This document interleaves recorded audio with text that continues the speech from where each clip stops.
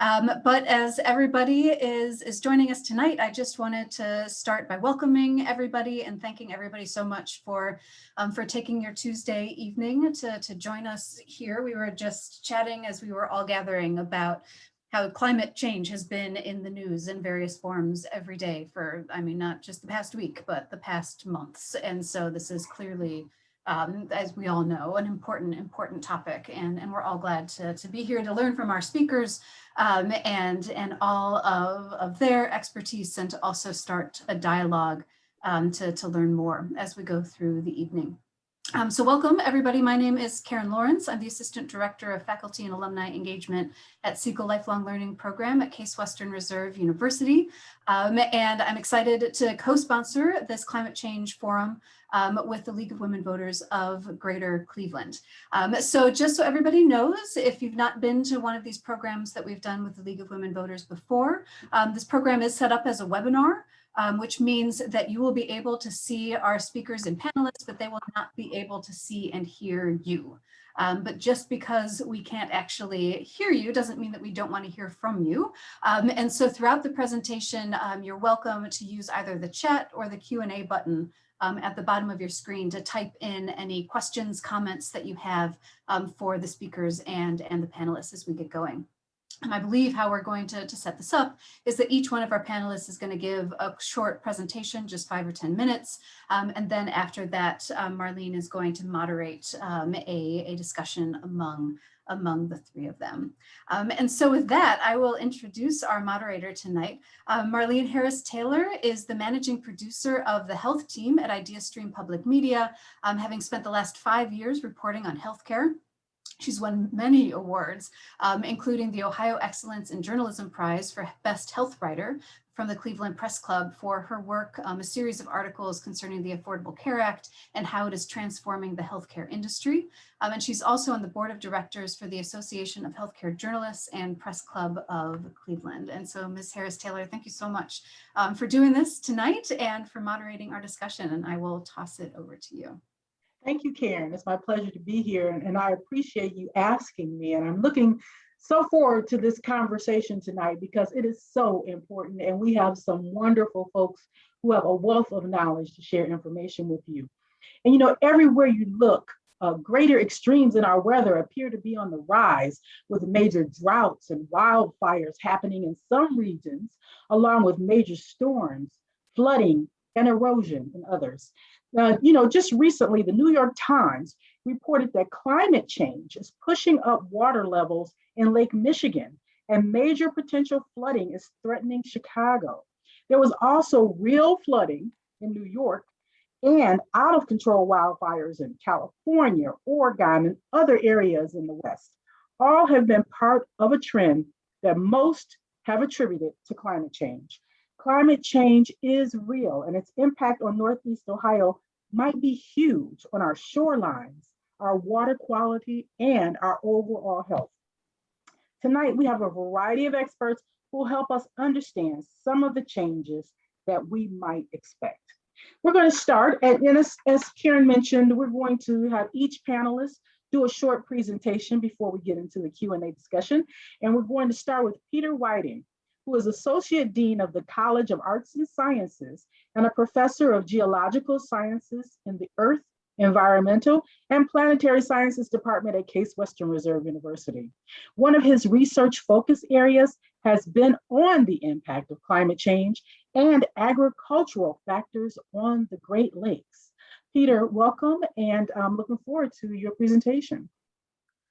Well, thank you very much. I am coming to you from San Francisco and just flew in here a few days ago and flying across a very brown Western US.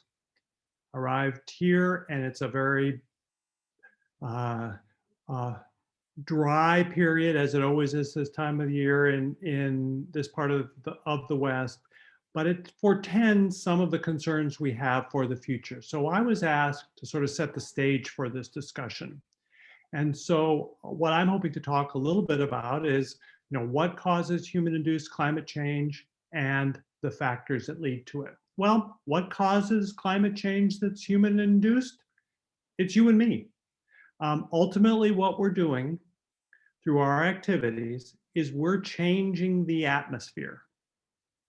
So as we change the atmosphere, primarily by adding greenhouse gases, carbon dioxide and methane, we're trapping more heat in the atmosphere than would otherwise be part of the Earth atmosphere system. Now, there is a secondary factor of human activities. We do change the texture and attributes of the Earth's surface.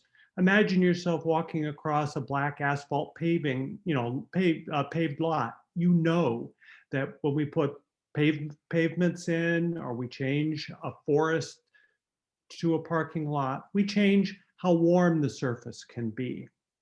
But changing the atmosphere and changing the composition of the atmosphere by putting greenhouse gases like carbon dioxide in the atmosphere, it really changes the amount of thermal energy that is in our atmosphere.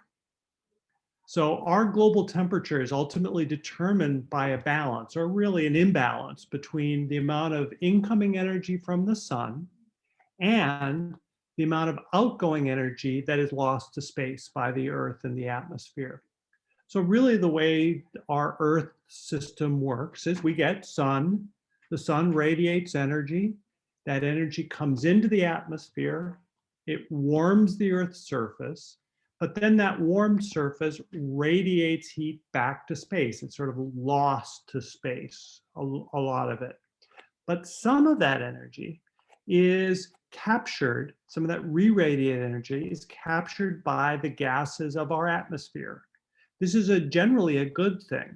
But when we raise the amount of CO2 and methane, we warm the atmosphere and the Earth more than it would otherwise be warmed. And so as we put more greenhouse gases, we trap more heat and the Earth gets a fever. And that's really what we have right now.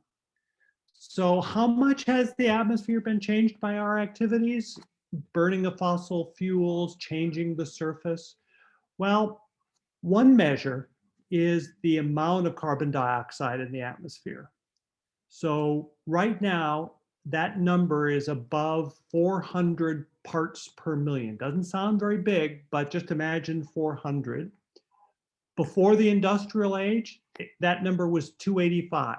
So we've added another 30–40% of this greenhouse gas to the atmosphere. So it was 285 before the industrial age. In 1960, when I was born, it was 320. It is now above 400. So in my lifetime, and I'm planning to live a lot longer, we have put more carbon dioxide in the atmosphere than in the whole of human history. So what does it mean when we change the atmosphere? What does it mean when we run a fever? Well, we've seen about 1 degree of warming Fahrenheit since 1990. We've seen 2 degrees since 1900 or so. And we're likely to see about 5 degrees of warming, if we're lucky, it's only 5 degrees, by about the year 2100. Now, as I said, this number is somewhat optimistic. That's saying we're going to only reach 5 degrees of warming, and that's going to assume that very quickly we dramatically cut our emissions of carbon dioxide and methane in the atmosphere, and that may be very optimistic. So what are the effects of changing the atmosphere on climate? Well, those effects vary across the globe. What we see is typically warmer conditions. Now, land areas warm more than oceanic areas. Areas closer to the poles warm more.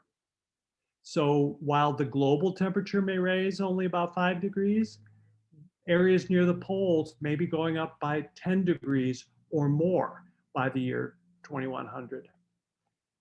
When we change the temperature of the Earth's atmosphere, we change also the ability of the atmosphere to hold moisture. A warmer atmosphere can hold more moisture.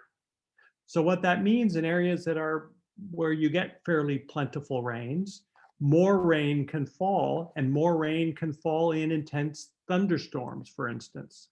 Now, in areas that are already dry, they're likely to get drier because the mechanisms that would squeeze water out of the atmosphere can hold on to more of that water before it gets, before it could get squeezed out. And so if there's no mechanism to really squeeze out the moisture, you're going to have even less precipitation. So with warming, wetter areas become wetter, drier areas become drier. We have greater extremes of weather day to day in climate and regionally. Well, what else are we going to see? Well, warmer temperatures mean that our glaciers are going to shrink and some of them disappear. Our polar ice sheets, are going to lose water to the oceans. Well, if you put water in the oceans, like putting water in your bathtub, add water to your bathtub, the depth is going to go up. So what we would expect to see is that our oceans are going to get, in some sense, we'll see a rise in that sea level. We've seen about 10 inches so far of sea level rise that we can attribute to global warming associated with changing the atmosphere. That rate is accelerating. We may see close to 3 feet or more of sea level rise by 2100. Again, that's being probably potentially optimistic. With climate change, we see climate zone shift. So, the plants and animals are going to change. Agricultural zones are going to change. Larger parts of the globe are going to be too hot to work outside for much of the year. Imagine yourself in Phoenix on a July day. It's not a great day to be working on putting a new roof on a house or digging in the yard. So contextualizing what I've described to Northeast Ohio. What are we going to see? Well, think of Cincinnati or St. Louis's weather. That's going to be our typical weather in 50, 60, 70 years. We're going to have weeks and weeks of 90-degree weather, literally day after day of 90 and higher. Lots more humidity. Our summer thunderstorms are going to get more intense, but our drier bouts are going to get drier. So even though we will see higher temperatures and in Northeast Ohio more moisture, many of our agriculture, for instance, in Ohio, the Corn Belt is going to shift north and west of us. Our local forests are going to be changing. We're going to go from maple and beech to oak and hickory. Southern plants and animals are going to be moving north into our part of Ohio. So in addition to our backyard possums and raccoons and skunks, maybe we'll have armadillos. Don't know, but we easily could. We're going to have a longer season of pesky things like mosquitoes, which can also lead to a greater risk of insect-borne diseases. Now, as challenging as these effects can be in Northeast Ohio, the effects here may be to some extent smaller and seem less dramatic than in other areas. But if we look at the scale of the changes that we're going to be looking at globally, Ohio is not going to be immune from some of those more calamitous, circumstances and consequences of climate change in other places. Inundation of coastal areas, fires, hurricanes, and drought are probably going to create climate refugees. They've got to live places. They're going to be moving to other parts of the world, and that can include Ohio and Northeast Ohio. So hopefully I've given you a brief introduction, and I'm looking forward to the other ways that our guests today contextualize global warming and its implications.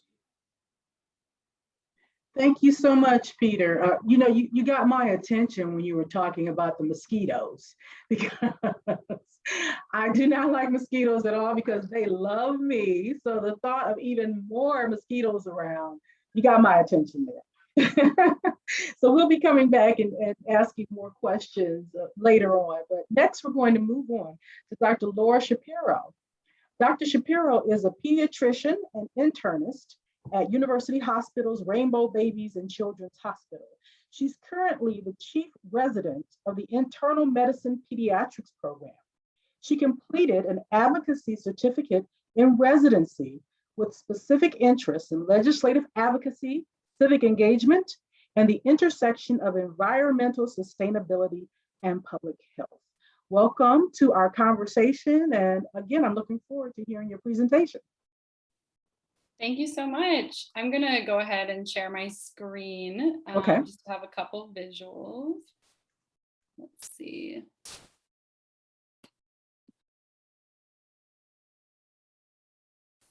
Alrighty, so it's a pleasure being here. I want to talk a little bit about how climate change is having an impact on our health globally, and then specifically in Northeast Ohio.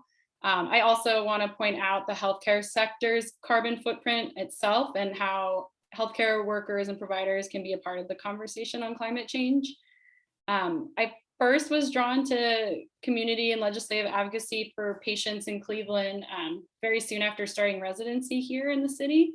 It quickly became clear that what we can offer patients in clinics, such as our vaccines, anticipatory guidance, and prescribing vitamins, really make up a small contribution to the overall health and well-being of the children we're seeing.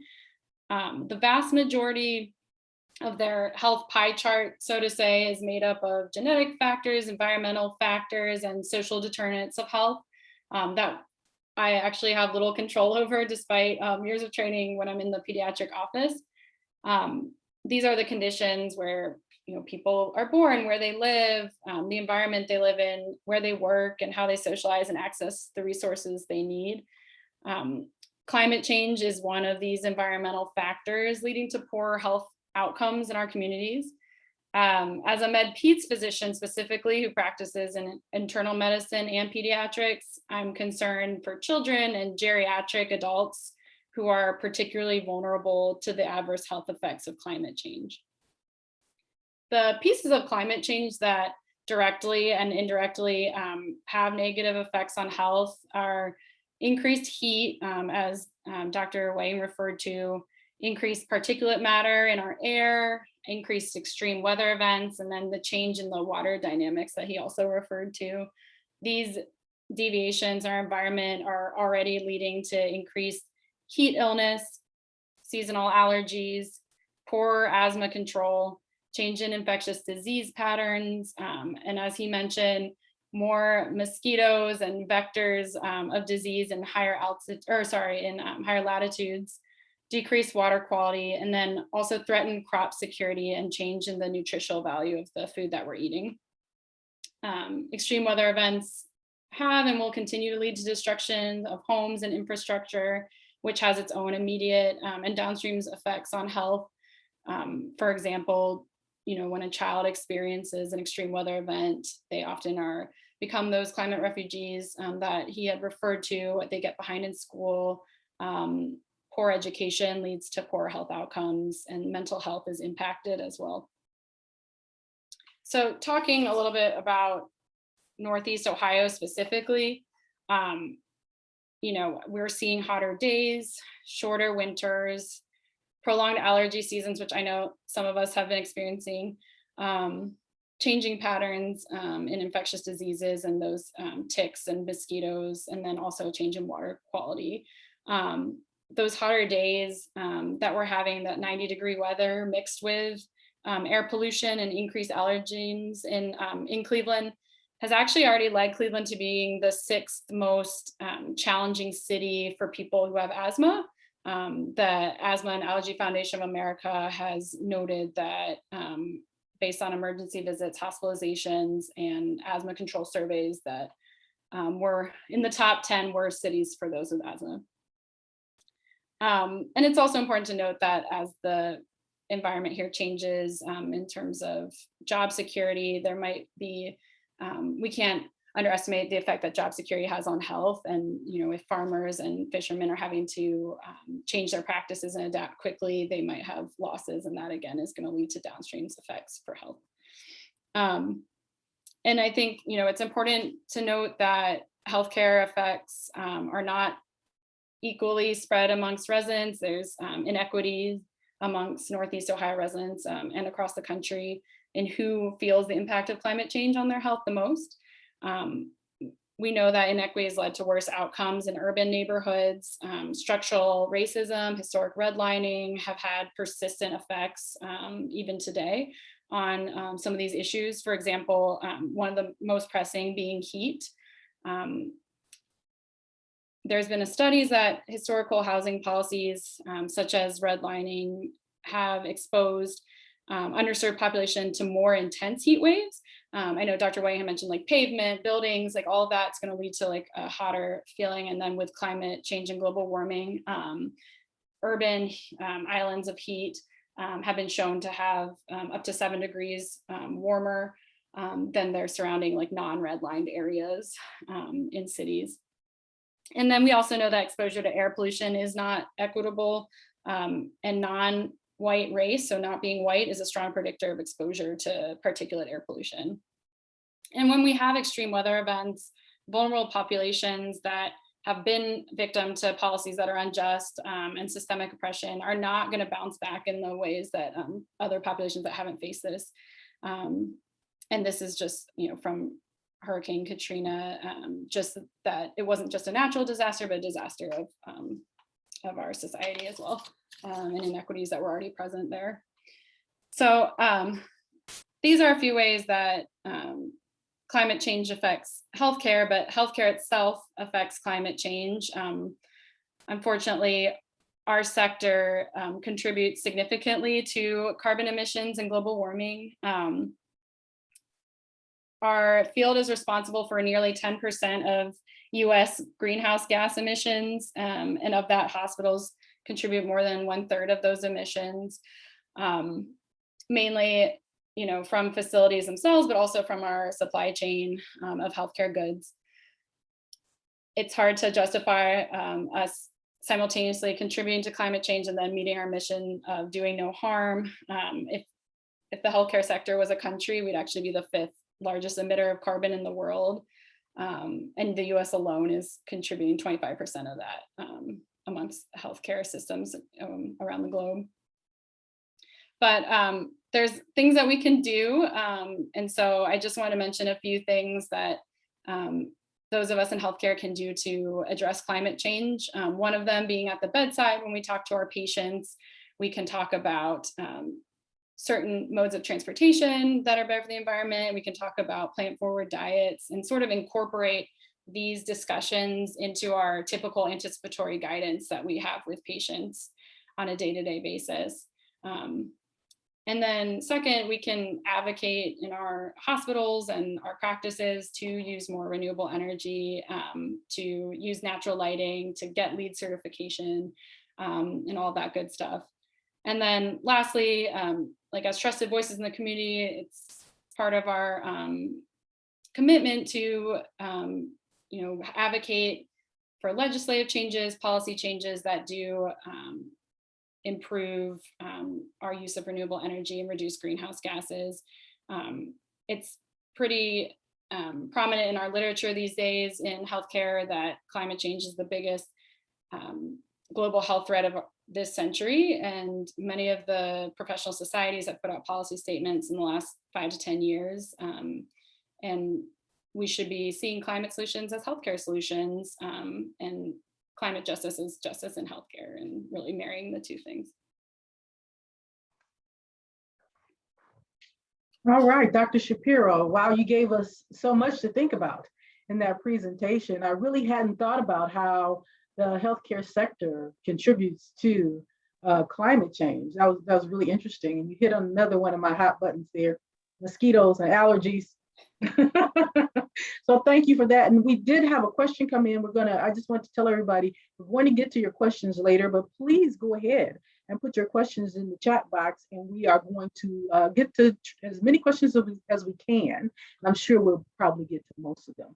But right now we're going to hear from our next guest, another wonderful expert. Mike Foley is joining us. Mike has been the director of the Department of Sustainability for Cuyahoga County since 2015. He is a former state legislator, and he has worked along with many partners over the last several years to steer better environmental and energy conscious practices into the framework of Cuyahoga County. Michael, thank you. And are you, do you prefer Mike or Michael? Mike. Yep. Mike. So Mike, thank you. And thank you for being here. And I'm looking forward to your presentation. Okay, and I've got a screen I'm going to share as well. See if I can find it. Okay, you see it? Yes. Okay, thanks. Yeah, Marlene, appreciate it, and appreciate Case and the League of Women Voters. I'm Mike Foley. I'm the Director of Sustainability for the county.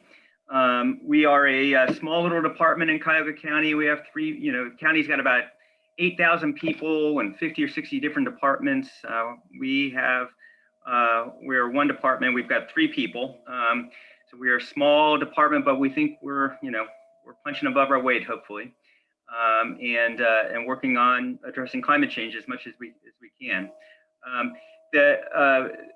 One of the things that Executive Budish really pushed us on when we came into office, and especially after President Trump became president, is he said, Mike, man, this is, the fact that President Trump wants to get out of the Paris Climate Accords, that's a really bad thing. What can we do, right? What is there stuff we can do at the county level to help address climate change?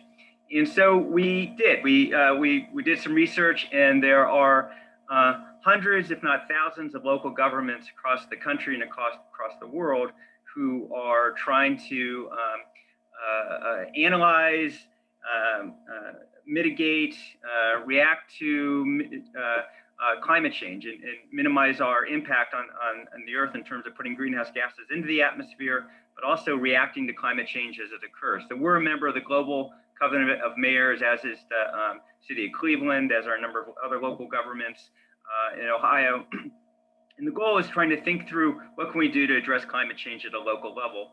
And for us, especially for Executive Budish, it was like, how do we stay in the Paris Climate Accords? How can Cuyahoga County, as one little local government, help out? So as part of this covenant for mayors, there's a kind of a methodology of looking at what you can do as a local government. And first thing you want to do is you just want to kind of analyze what you're contributing in terms of greenhouse gases into the atmosphere. So we have done that. We're right in the middle of kind of updating this for 2019 numbers, usually about a year and a half behind. But we look at just kind of different aspects of what types of greenhouse gases we're putting into the atmosphere. So this is, if you look at the chart, we got natural gas, electricity, transportation, waste, IPPU means industrial processing from large emitters. Overall, since 2010 to 2018, we've actually seen a pretty large, I'm going to say it's a large, but we've seen about a 12.5% reduction in greenhouse gas emissions contributable to the county. A lot of that is simply because of the electricity sector. There is a lot more energy efficiency in the world. Coal, which was the large greenhouse generator of electricity, has been displaced by natural gas. There's more renewables into the electric mix. So it's probably the lowest hanging fruit in terms of minimizing our greenhouse gas input. And we've seen about a 30% across the board reduction since 2010, probably more than that now in greenhouse gas emissions from electricity. Some from natural gas in the commercial sector. Transportation is seen a little bit in the commercial side.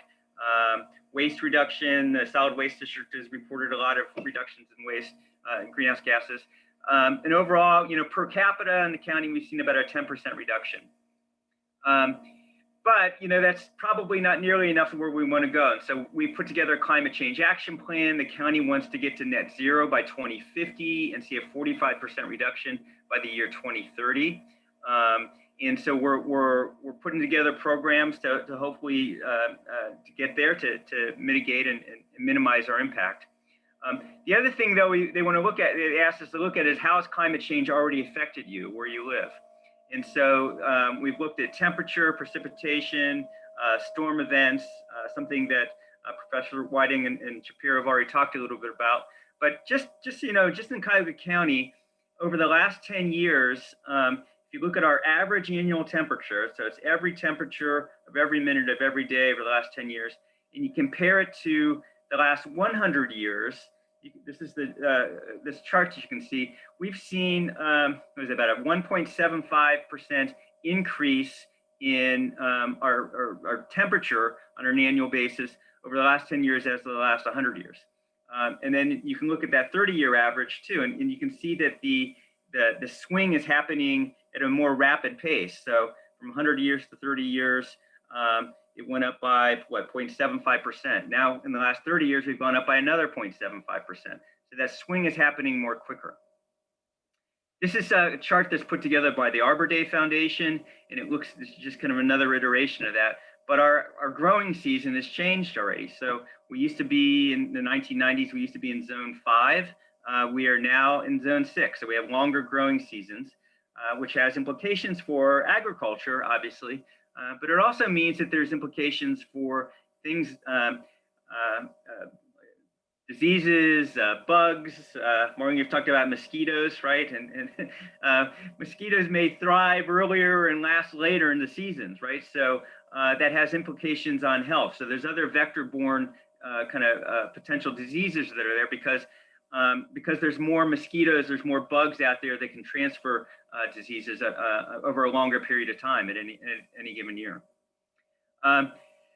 Also, we're seeing more precipitation. So same thing if you look at the, the 100-year average versus the 30-year average versus the 10-year average, we've seen a pretty dramatic increase in the amount of precipitation that we're seeing in Cuyahoga County. So 44 inches on over the last 10 years, the 100-year average was 36. So we're seeing warmer weather and we're seeing wetter weather in our region.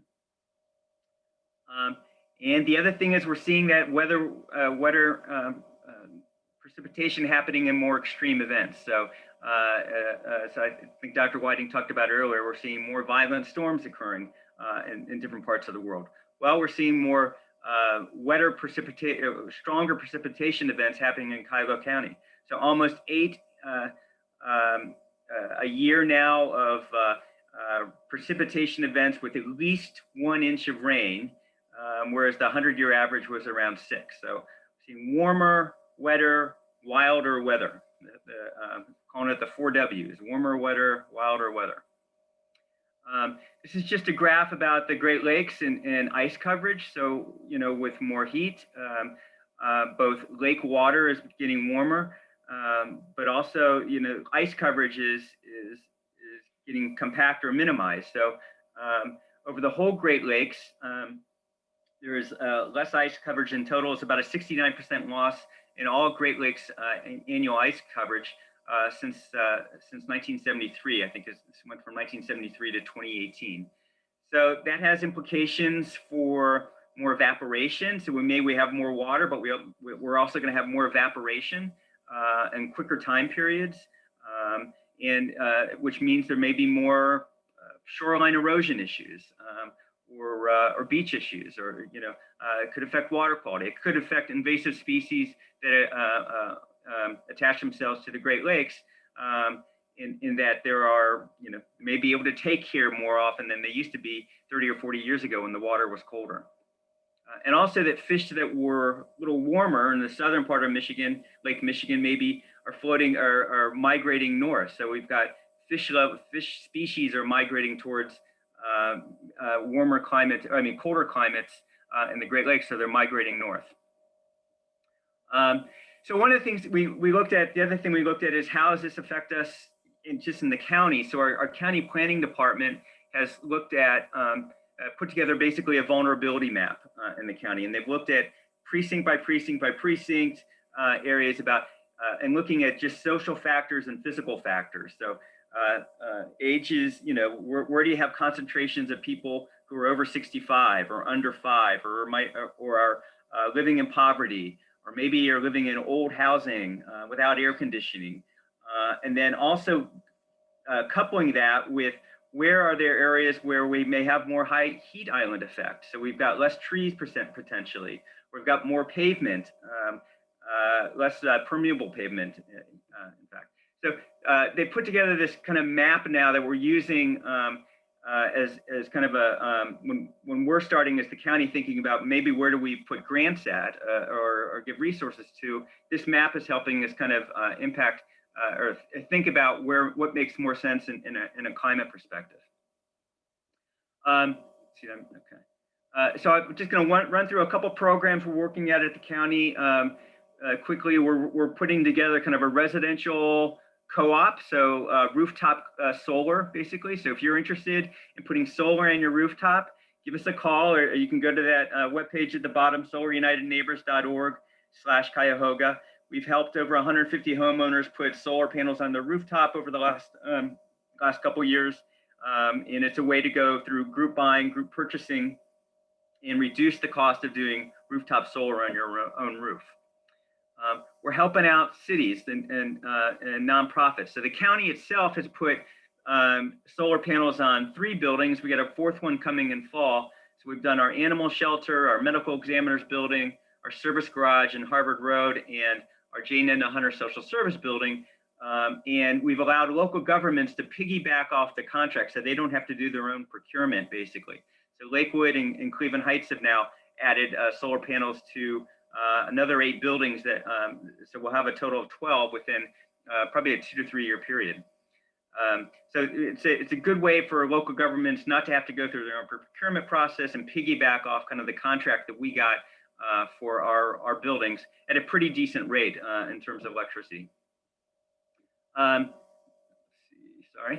Trees, we are, Cuyahoga County has a, the national kind of standard or the goal is to have about 40% tree coverage, tree canopy coverage in an urban county. We're countywide, we're about 33%, and we lost about 6% from 2010 to 2017. So we've lost a lot of tree coverage in the county. So we're the county's putting $1 million a year into communities that have low tree canopy coverage to help grow that tree canopy and help provide more shading, provide more stormwater mitigation. Trees are great for air quality. Dr. Shapiro talked about kind of asthma. We're an asthma capital. And one of the reasons is we've got, especially during high heat days, we've got a lot of low ground level ozone that is an asthma trigger. So if you can minimize the heat island effect in some areas of the city, then you can also have an impact, hopefully, on asthma. But also trees are just great for, looking good and for kind of mental health purposes. A couple other things we are looking, and there's a story in the paper today, we are trying to become our own county utility in terms of electricity. We've got it, we want to be able to really develop a resilient, especially starting off on the commercial side, resilient electric grid. So if the larger grid goes down because of storm damage or other problems, we'll be able to keep a local grid or local grids and microgrids up.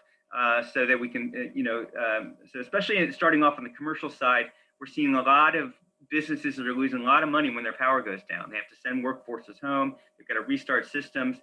We think this could be an economic development attractor for the county, and also be a kind of a way for us to kind of experiment and really get good at kind of the resiliency on the electric side.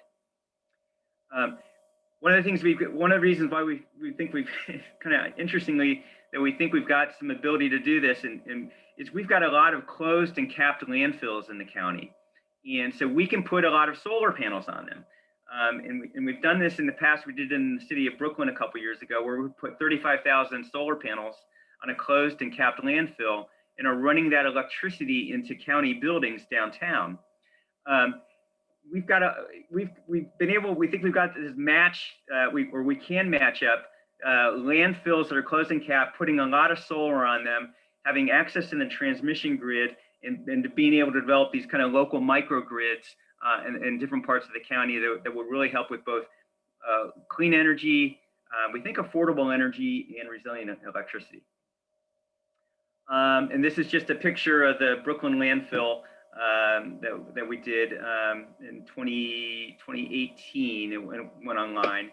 And we actually won a national award for this. So it was, we were Solar Builder magazine, this national magazine, just talks about solar projects. We won their gold medal prize for the year for that project.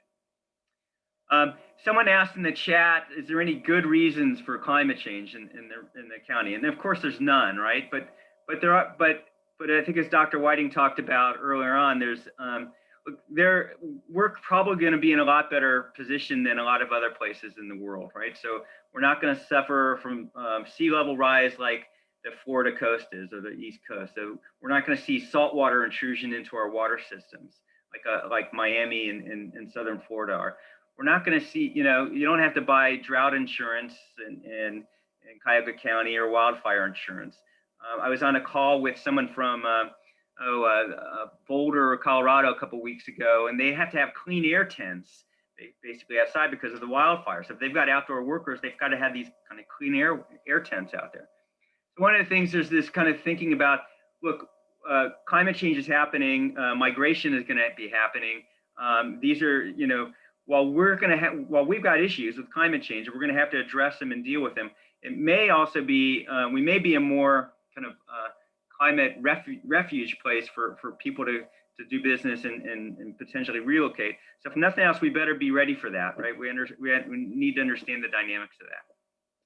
So that is, again, I'm Mike Foley, and I think I've run through my slides. So I will be around for any questions. Well, thank you, Mike. And we do have lots of questions coming in, and I encourage everyone to still add your questions because we have lots of great ones coming in and we're going to get to them.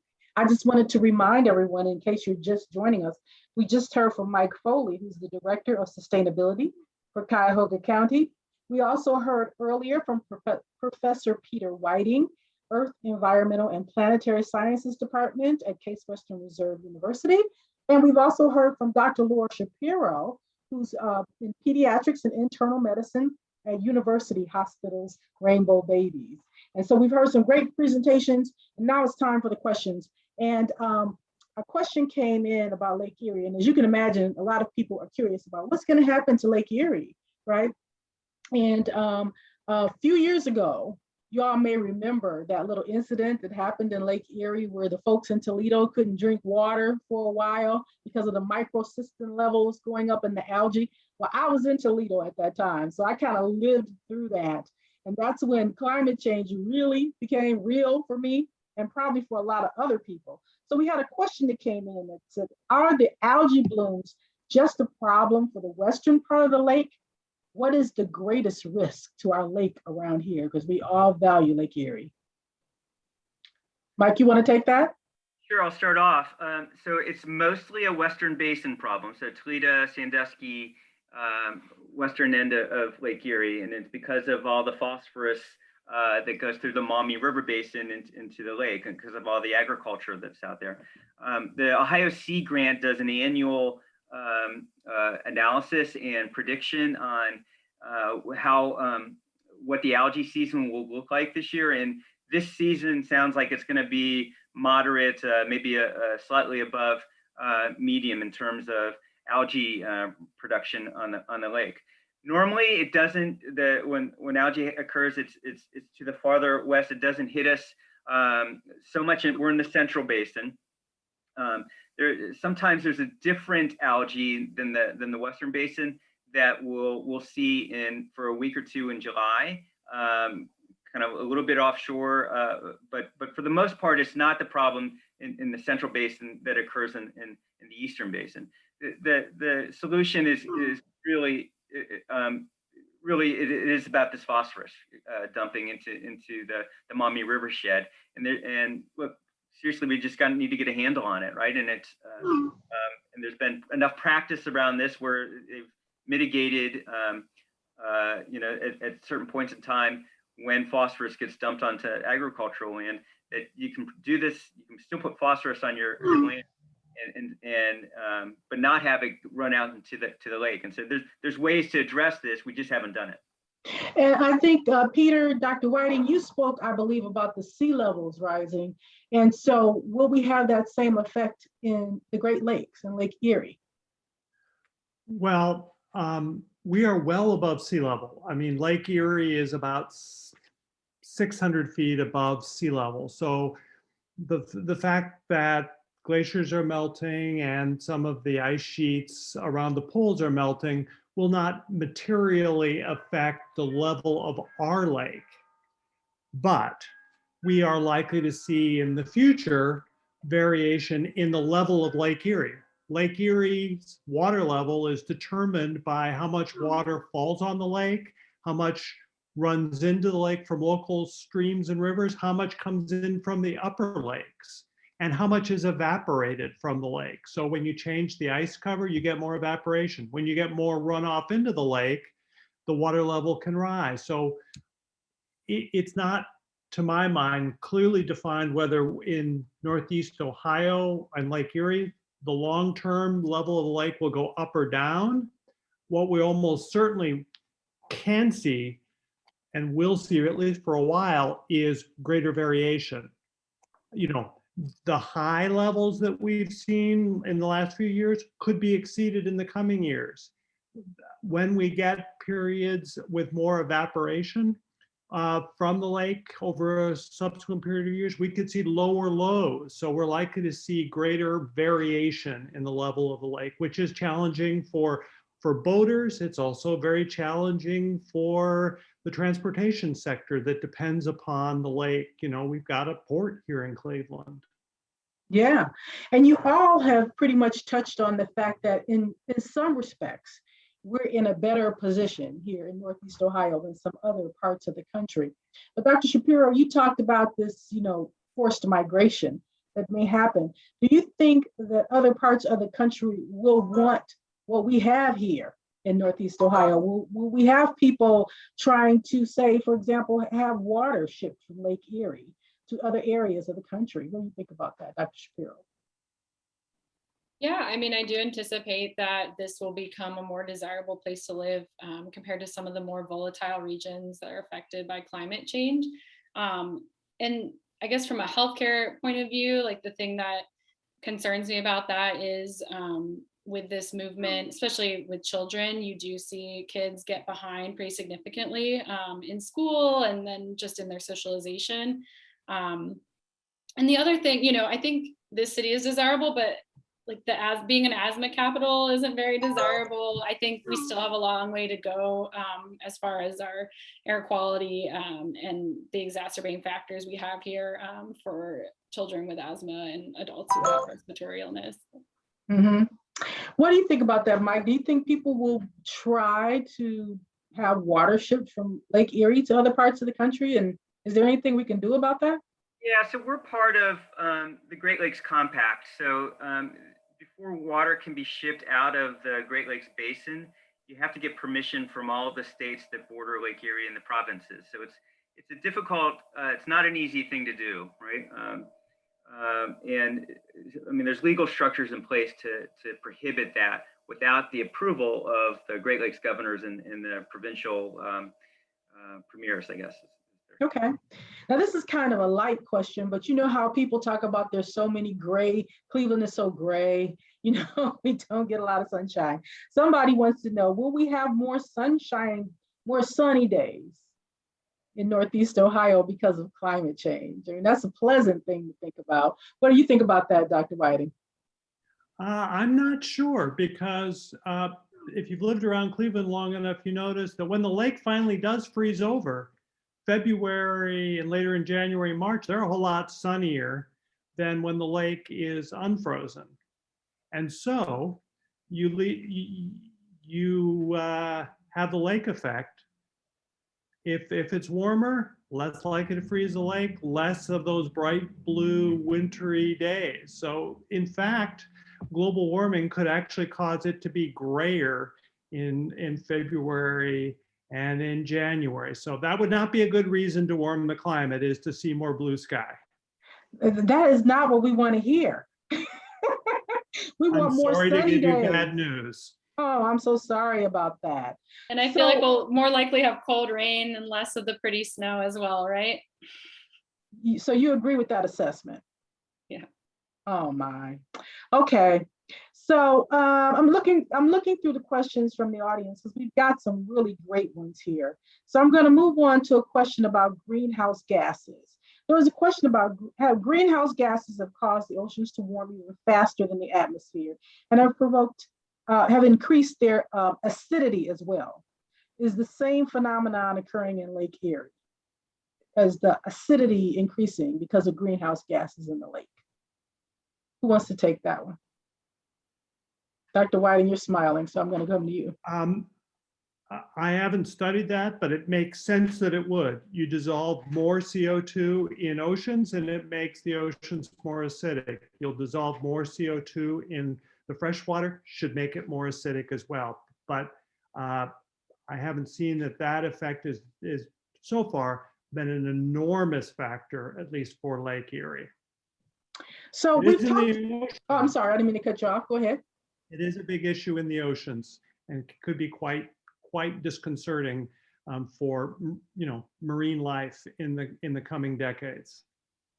And we've talked a lot about other. Oh, did you want to answer that, Mike? Well, I think there's a lot that we still don't know about how climate change is going to affect the Great Lakes, and so I think there's people who are studying just that question now. They're studying trying to model out variations in lake levels and how quick they're going to be up and down. And so I think there's a lot of work going on, especially in the academic community, around trying to model some of this stuff out and figure it out. There's a lot of questions out there that still need answers. People are trying to figure it out. A lot of unknowns still. So you all to some degree have talked about how the climate change will create these refugees who will be looking for possibly new places to live, and we may be an attractive spot for people. So what should we be doing to prepare for that? Should we be encouraging people to come here was one of the questions we have, or are there things that we should be doing at the governmental level, that the hospitals should be doing, et cetera, to prepare for what might be a migration? And I guess one of the things we should say is, like, when do we anticipate this starting to happen? Is this something in 20 years, 50 years? Well, I would say that some of these effects have already manifested itself. Drought in the Middle East and warfare that comes from drought have almost assuredly led to the movement of people, and there have been refugees. What should we be doing here in Northeast Ohio? I think one of the most important things is to be active in reducing, as a community, as a state, as a nation, and as a world, the amount of CO2 that we put in our atmosphere. Having people move to Cleveland is a second best to having them be able to live in other parts of the globe where they live presently. We will lose agricultural abilities, we'll lose environments for, some of our favorite plants and animals. So I think the best way we can address this is to help the rest of the globe through our own local actions and global actions to address this really compelling challenge.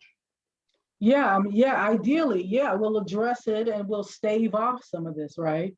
But if we don't address it in time and we begin to see people migrating to our area from other areas, some people might think that's a good thing because we've been losing population in Ohio for many years. What should we be doing? Like Dr. Shapiro, what, if anything, should the hospital sector, the health sector be doing to prepare for what might eventually be some of these outcomes and some of these migrants? I think the most important thing is that we have other infrastructure in place if we do start to see that we're having an increasing population coming to our city. I think luckily, and for better or for worse, during COVID, we prepared for having higher patient levels in general in the healthcare system, and ways to adapt to emergency situations that may arise where we have increasing numbers of patients. But I think in terms of the general healthcare of a person, having the schools and the housing in place is really the most important thing if we are to see our population increase. And we've talked a lot in this conversation about agriculture, and we have some questions about, what crops might do well here. I think it was Mike, you might have mentioned that the fact that there'll be different kinds of plants and crops that will be able to grow in Ohio. Like, what will we lose? Like, what won't we be able to grow, and what will we be able, and what will replace that? Do we know? Oh, I think that there are people know. I don't know that I do. I do know that the big, I remember the Ohio Environmental Council did a big thing a couple years ago, that the Buckeye tree, we're the Buckeye state, in 10 to 15 years, may not be growing in Ohio anymore, may be growing in Michigan, right? So that its ability to thrive here may diminish. I know that there's folks who are just looking at trees, right? What trees are more climate resilient and are the ones we planted. So when we put together a list of trees for our tree grant, we've got a certain sector that we've already said, people have identified these are trees that are going to be resilient for climate change in the future. And so those are the trees that we're preferencing when people make applications cities make applications to grants for us. On the agricultural front, I just don't know enough. Okay. All right. Because I'm worried, I'm thinking about like soybean and corn, which are so big here. Do you have any thoughts on that, Dr. Shapiro? Yeah, just one thing to keep in mind is, rising carbon dioxide levels has been shown to increase some growth of certain plants, but that it's also been shown that the protein content is less nutritious in these plants. So even if we have an abundance still, or we have enough, like the actual nutritional profile changes with carbon dioxide. So you're not getting the same amount of protein or bang for your buck. I think so we'll have plants for less nutritious plants. Well, there may not be the maple, sugar maple may be moving further north simply because it can't do well under the heat stress and the occasional dryness in the summer. And so, the local foresters who use that tree canopy and make a little bit of money off of, the maple syrup, they'll probably over the coming decades, that'll become less common. And the corn, the primary area in which there will be the breadbasket for corn, is likely to move further north and west, than it is presently distributed now. So there'll be trade-offs in sort of what is grown here in Northeast Ohio and in other parts of Ohio. And we've talked about it getting hotter and wetter here. And we've talked so much about, can we handle the amount of rain that we get now? What do we think, Mike, in terms of, will our infrastructure be able to handle more water in our area? Yeah, it's a concern. It's, we're already under a consent decree with the US EPA on our stormwater system. We've got a combined sewer overflow system so that we can get big rain events. Unfortunately, that combines with sewage and goes out into the lake. So the US EPA has mandated that we figure out a solution to that. And the sewer district has put together this program, a $3 billion program over 25 years to help fix that problem. So I think that's it's infrastructure. You asked earlier, what should we be doing to prepare? And a lot of it is infrastructure, I think. So utilities, right? It's electric utilities. It's pipelines there may be more stress on pipelines as there's potentially more thawing and some freezing. There may be more kind of amplitude, I guess, between the ground level, and so we may have issues with our pipelines that already exist here. So I think it's making sure, infrastructure is really important. Foundations for buildings, right? So I think those are things that we really got to be cognizant of as we're thinking about, if there's more migration coming into the area, we really need a strong and kind of furtive infrastructure, I think. Now that's, thinking about like what we should do as government, like on a bigger level. And there's a question about, what can individuals do? What can urban residents do to reduce the impact of global warming? The question was, should they stay inside? Should they move away from the lake? So what, as individuals who live in this area, what can we be doing? Because so many of us, we're really into recycling. We thought that's one thing we can do to help, right? And we've heard so much about how, recycling, the way we've been doing recycling may or may not help. So what can we as individuals do? We can do a lot. And one of the things is simply to do sort of an energy audit. How, you know, how often do you drive a car someplace? Could you walk or take a bike? Do an energy audit on your the car you have. If you're upgrading it, get a more, you know, energy efficient car. Is your home, is it well insulated so that you don't have to spend as much energy to heat your home? Or if you have air conditioning, keep it cool. You can plant a tree. Plant a tree and watch over a few decades, it get taller than your house and shade your home, further reducing, you know, how hot it is. Those would be just a few things, and I'm sure that Mike and Laura have other ideas. Yeah, Dr. Shapiro, what do you think as far as what can individuals do in this urban area of Northeast Ohio to help? yeah, it's interesting. I was just thinking back to this chart I've seen. You can look this up of like how much each individual activity that you do decreases your carbon emissions. And the top one is to not have another child, which I think is telling people to do that is way too extreme, but it's sort of how do you like lower your footprint as an individual? And so some of it is transportation, like not taking that flight, you know, for an extra vacation, or walking to work, biking to work, eating a plant forward diet, you know, not necessarily cutting out all your meat, but doing a pasture raised meat like once every week or something like that. Finding affordable ways to eat nutritious plant-based foods are just some of the options as well. Mm-hmm. Those are some great ones that everybody can do if they wish. I don't know about the kids thing, you know, that's going to be tough for a lot of people. So, you know, so Mike, I brought up the recycling thing. Can you talk about that a little bit? Are we, you know, it's getting hard for cities to continue recycling because they're not, you know, making enough money off of it. What do you think might be the future of these recycling efforts in cities and counties? Yeah, so Cleveland's not alone.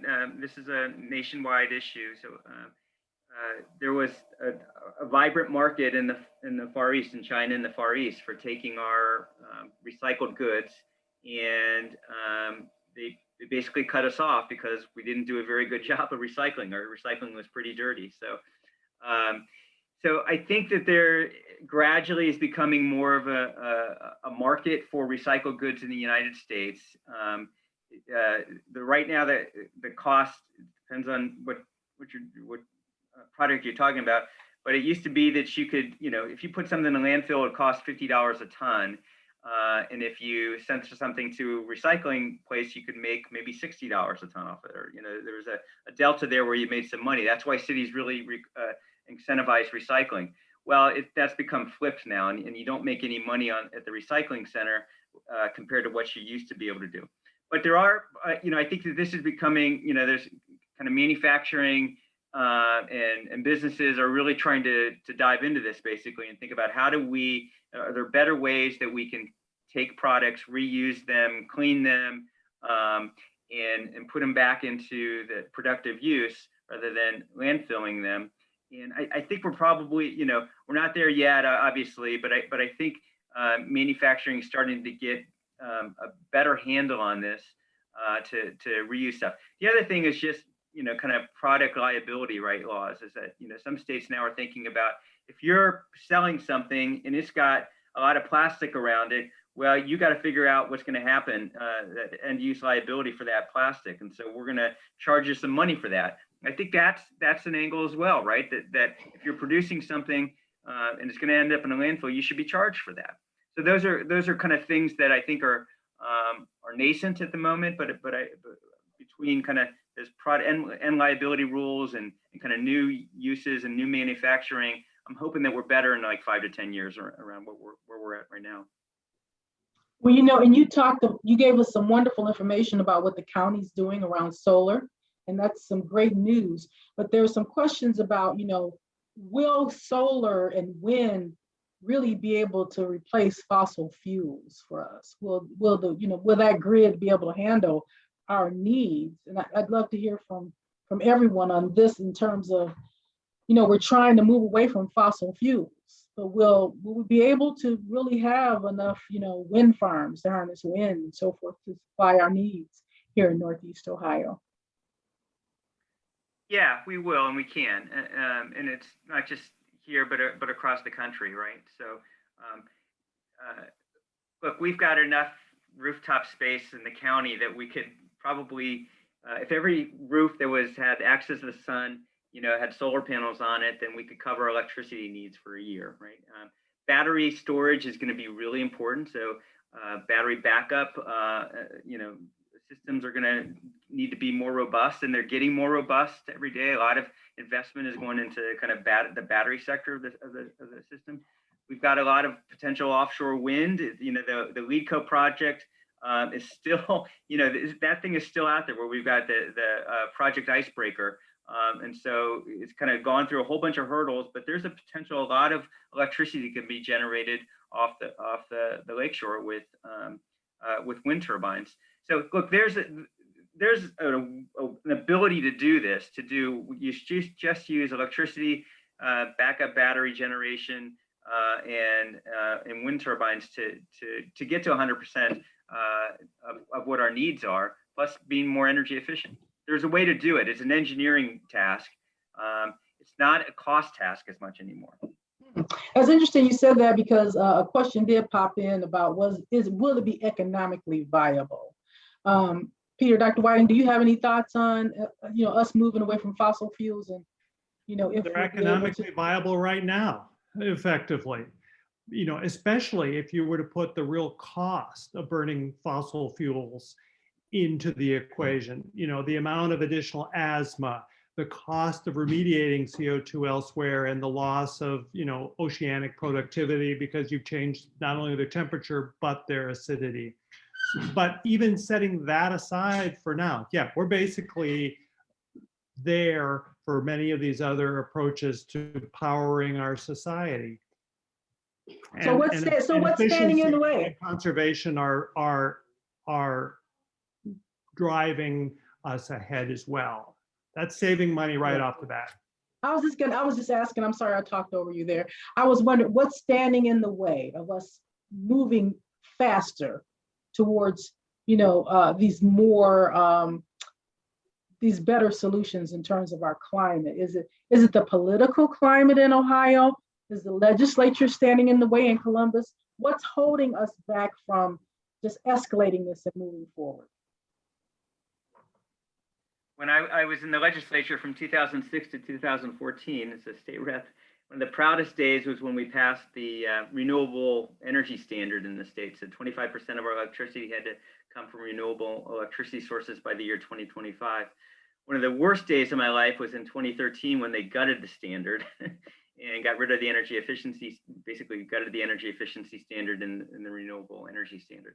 So the state has whipsawed, kind of the residents. It's whipsawed potential developers who want to come into the state to develop projects, and it's been a really difficult environment for people to think about. I want to build a solar project, or I want to build a big wind project here. So politics has been a real problem in the state of Ohio. It's not that way in other states. Other states have started to figure this out. Especially East Coast, Massachusetts, Maryland, New Jersey, New York. New York now has a really robust, renewable energy standard that they've got to meet. West Coast states as well. So we're a little behind in Ohio. Now we've gone over our initial time, so I appreciate the panelists sticking around. So we're going to close out the questions now and give each panelist a chance to give us some closing thoughts on this conversation and maybe what we could do next steps. So let's start with Dr. Shapiro. Would you like to give us your closing statement? Sure. Yeah, I just want to thank everyone for joining us. I learned a ton today. I think there are a lot of hopeful solutions that we have, things that, like we talked about, are sustainable now. So just creating the energy to talk to our policymakers about it is really the next step, because we have the tools to do what we need to do to decrease our emissions. And create healthier environment for our community. Thank you. And I just wanted to note that Dr. Laura Shapiro is with Rainbow Babies. She's a pediatrician and internal medicine doctor. And we so appreciate your thoughts. You've been a great guest today. And let's go now to Dr. Peter Whiting. Dr. Whiting, what's your closing thoughts on this topic? Well, thank you to the audience's interest in this. I would simply try to finish with, we can do this. We can, when we put our mind to problems, we can work to solve them. We can accomplish a lot if we dedicate our energies to reducing the amount of CO2 in the atmosphere. We can reduce the magnitude of the warming, and some of the things that we accomplish as part of the range of options provide other benefits. We deal with improving air quality, which improves health in urban areas. More trees that will soak up carbon dioxide also cause local shading, cooling. You create then a nice spot outdoors where people want to hang out in the evenings, even, you know, at the risk of a mosquito someplace. But I am a optimist, but we've got to get working quicker. Okay, Dr. Peter Whiting from Case Western Reserve University, thank you for your thoughtful commentary this evening, and we really appreciate you participating in this as well. And Mike Foley is going to get to wrap it up for us with some words of wisdom. Thanks, Marlene. Thanks everyone for coming on, and thanks for the league for putting this on. I think that Laura and Peter are right, is that this is there's individual things we can and should be doing. It's solar panels on roofs if you can afford it. It's electric vehicles if you can afford it. I mean, electric vehicles are things that are not going to go away. They're a lot cleaner, both in terms of emissions and energy usage. But also, it's and I think people on this session know this as well. But it's also kind of yelling at legislators and saying, "Hey, do the right thing." So individual action is important, but policy is really important. And as a former legislator, I just know that people need to be heard from and yelled at sometimes and around this stuff. This is our future. I tell folks I've got 4 kids who I love to death, right? And I'm scared to death what the world looks like in 15, 20, 30 years from now. And so the time to act, I think, is now. That's Mike Foley, Director of Sustainability for Cuyahoga County. Thank you so much for your contribution to this conversation. And I'd like to thank all of you who took the time to join in, to listen to this conversation, and to send us those wonderful questions. This has been a great discussion. I appreciate everyone's efforts, and everyone have a great night.